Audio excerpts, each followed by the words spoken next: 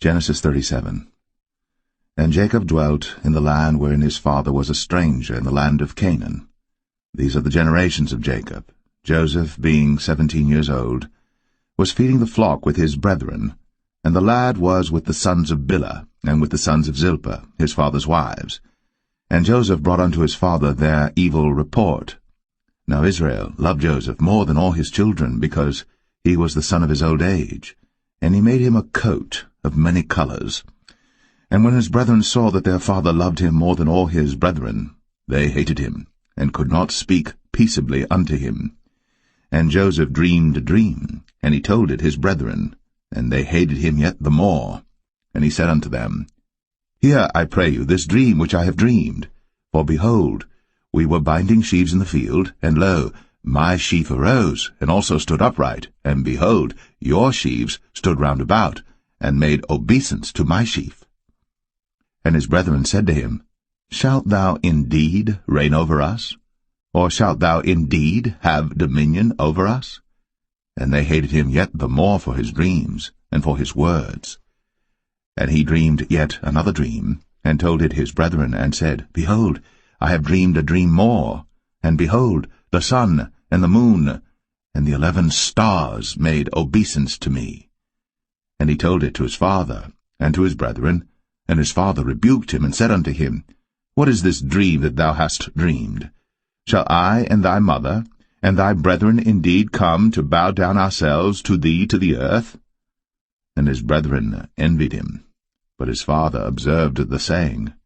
And his brethren went to feed their father's flock in Shechem. And Israel said unto Joseph, Do not thy brethren feed the flock in Shechem? Come, and I will send thee unto them. And he said to him, Here am I. And he said to him, Go, I pray thee, see whether it be well with thy brethren, and well with the flocks, and bring me word again. So he sent him out of the vale of Hebron, and he came to Shechem.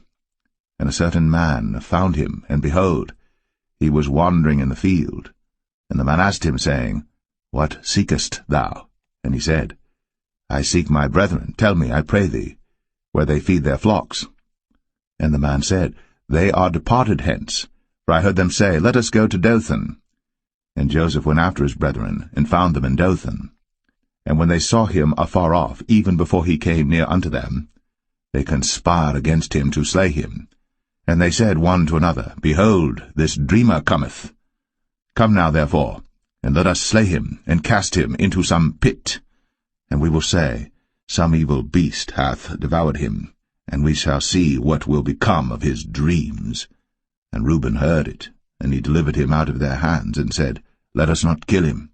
And Reuben said unto them, Shed no blood, but cast him into this pit that is in the wilderness, and lay no hand upon him, that he might rid him out of their hands, to deliver him to his father again. And it came to pass, when Joseph was come unto his brethren, that they stripped Joseph out of his coat of many colors that was on him, and they took him, and cast him into a pit. And the pit was empty, there was no water in it. And they sat down to eat bread. And they lifted up their eyes and looked, and behold, a company of Ishmaelites came from Gilead with their camels bearing spicery and balm and myrrh, going to carry it down to Egypt.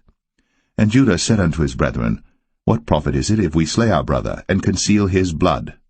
Come, and let us sell him to the Ishmaelites, and let not our hand be upon him, for he is our brother, and our flesh. And his brethren were content. Then there passed by Midianites, merchantmen, and they drew and lifted up Joseph out of the pit, and sold Joseph to the Ishmaelites for 20 pieces of silver, and they brought Joseph into Egypt. And Reuben returned unto the pit, and behold, Joseph was not in the pit. And he rent his clothes. And he returned unto his brethren, and said, The child is not, and I, whither shall I go? And they took Joseph's coat, and killed a kid of the goats, and dipped the coat in the blood. And they sent the coat of many colors, and they brought it to their father, and said, This have we found. Know now whether it be thy son's coat or no. And he knew it, and said, It is my son's coat. An evil beast hath devoured him. Joseph is without doubt rent in pieces. And Jacob rent his clothes, and put sackcloth upon his loins, and mourned for his son many days. And all his sons and all his daughters rose up to comfort him. But he refused to be comforted, and he said, For I will go down into the grave unto my son mourning. Thus his father wept for him.